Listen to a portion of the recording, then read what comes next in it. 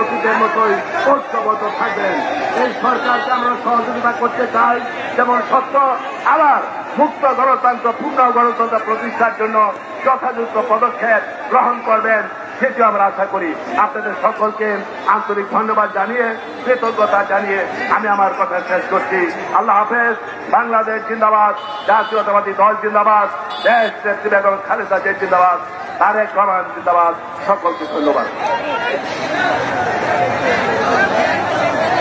প্রিয় নেতৃবৃন্দ, আমাদের মাঝে উপস্থিত বিএনপির স্বাস্থ্য বিষয়ক সহ সম্পাদক জাহানারা সিদ্দিকী, আমাদের মাঝে উপস্থিত বিজ্ঞান ও প্রযুক্তি বিষয়ক সহ সম্পাদক ইঞ্জিনিয়ার মোহাম্মদ আশরাফ উদ্দিন।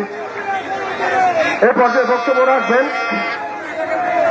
ঢাকা বিভাগীয় সাংগঠনিক সম্পাদক, কারা নির্যাতিত নেতা জনাব কাজী